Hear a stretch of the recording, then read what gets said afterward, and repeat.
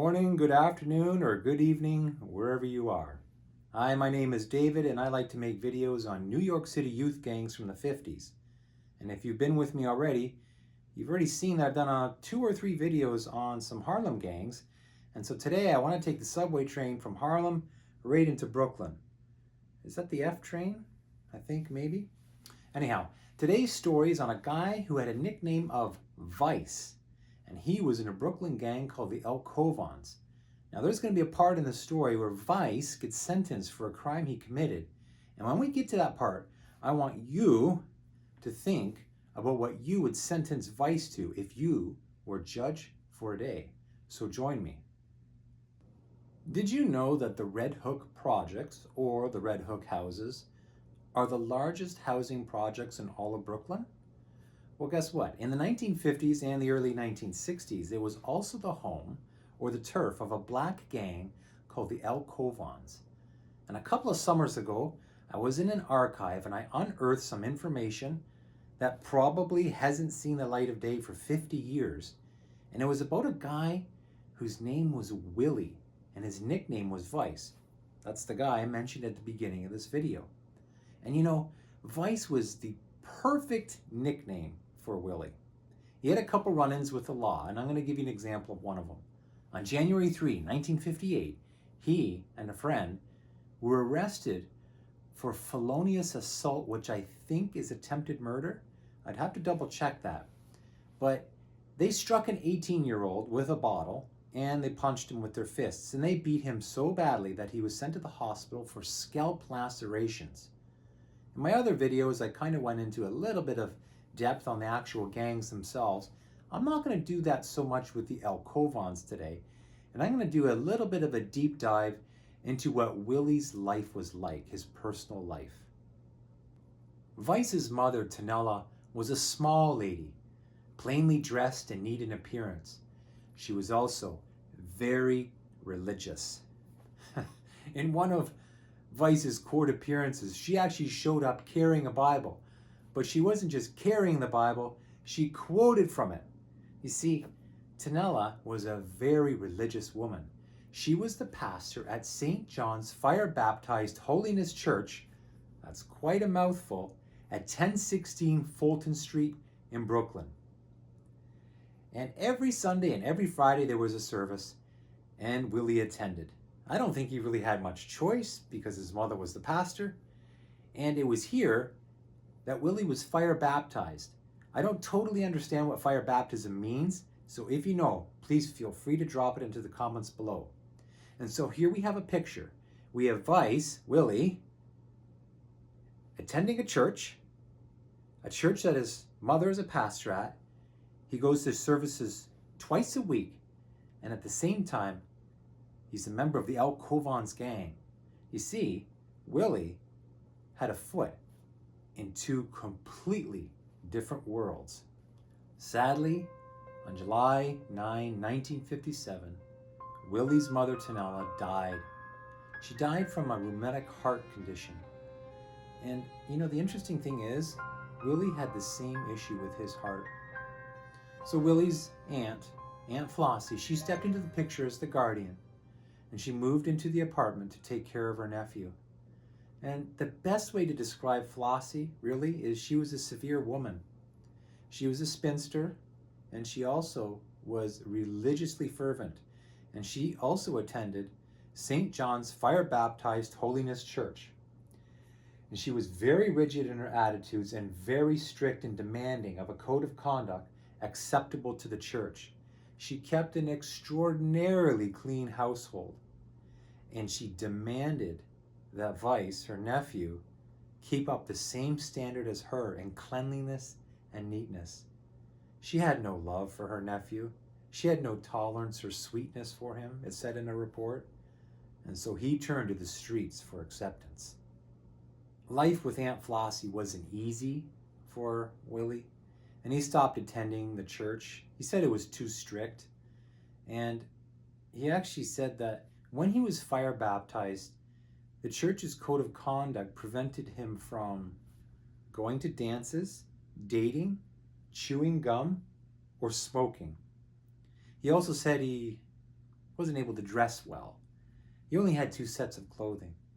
So his days attending St. John's Fire-Baptized Holiness Church came to an end. I'm not sure if this put friction between him and his Aunt Flossie, but something else certainly did. The relationship between Aunt Flossie and Willie, it wasn't good. He felt that she picked on him for minor infractions, like not putting the cap back onto the milk bottle, or forgetting to put food back into the fridge. Things came to a head on February 24, 1958, when Aunt Flossie brought a charge against her nephew in court, saying that he was disobedient. She said that in the month of February, he came home late 4 times. One of them was at 4 a.m. when he came home completely drunk, and he vomited and soiled his clothing. Not only that, she said that he threatened to kill her when she demanded obedience from her. The court agreed with Aunt Flossie, and they brought a wayward minor charge against him. They put him on a $5,000 bail and remanded him for a sentencing on March 7, 1958. All of that is to say that Willie was guilty of being a wayward minor. Willie was sentenced for 3 years for his insubordination to his aunt. To me, this is an absolutely staggering sentence. I mean, yes, it's true, he did threaten to kill his aunt, but being sentenced for 3 years for coming home late 4 times, something just doesn't seem right to me. Now, maybe I'm being too easy on Willie, but to me it makes more sense that he would be sentenced for 3 years for the felonious assault charge, the one that I mentioned earlier in the video from January 3, 1958. Wouldn't that seem a bit more measured? But he was sentenced for coming home late. I don't know. What do you think? I asked at the very beginning of the video, what would you do if you were judged for a day? How much would you sentence Willie for? I'm curious to know. Surprisingly, while he was incarcerated, Willie's attitude towards his Aunt Flossie changed. First it was esteem, and then it was respect, and it actually got to affection, which is surprising because of the way the relationship was before. And you know, I think I might know the reason for this change of heart. Aunt Flossie actually visited her nephew on the inside, and they exchanged letters. Is it possible that Aunt Flossie's heart of stone started to soften? I'm not sure. On July 13, 1959, Willie was released on parole. And he went back to live with his Aunt Flossie, and for the most part, he went along with her code of conduct. There were a couple small issues, but his parole officer would set Willie straight and everything would be good again. Everything was going good until it didn't. On August 11, 1960, almost a full year since Vice was released on parole, 2 housing police officers were on patrol in the Red Hook projects, and they saw Vice sitting on a bench on the corner of Lorraine and Columbia streets. And they were greeted by a very strange sight. There was Vice nodding off, and his shoes and his socks were off. They searched him and they found a hypodermic needle in his pocket, and Vice admitted that he was hooked on heroin for at least 2 months, and that very day he had a fix. They checked his arms, which is what they typically did, and they found puncture wounds on his arms, showing that he was an addict. When this was brought to Aunt Flossie's attention, she said that she knew that something was off the past little while, and she said that it was probably a good idea that it was caught now before the situation could get any worse. And you know, honestly, I agree with Aunt Flossie. Vice was sent back to the institution that he came from, and he served his full sentence. He was released on March 22, 1961. You know, I really hope that he was able to beat his heroin addiction. And remember, Vice had the same heart condition that his mother had, the one that she died from. And I can't imagine that getting any better with a full-blown heroin addiction.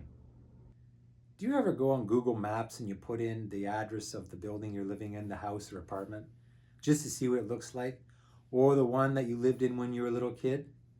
I do that sometimes. And for this story, I did it for 1016 Fulton Street. That's the building that Tanella preached in, and that's the building where Vice went for all those church services on Friday and Sundays. And the cool thing is, the building is still there now. But more remarkably, St. John's Fire Baptized Holiness Church is still holding services there. And when I zoomed in on the building, I could see a sign that actually had the dates and times of the services, as well as the names of the pastors. And you know, if I'm ever in Brooklyn on a Sunday, maybe I'll pay them a visit to see what a fire baptism service is all about. And at the beginning and the middle of this video, I insinuated that Willie had two choices. He could stay in the gang world, or he could pick the church world. And he had a foot in both. But in the end, it appears that he picked neither. He picked the heroin world.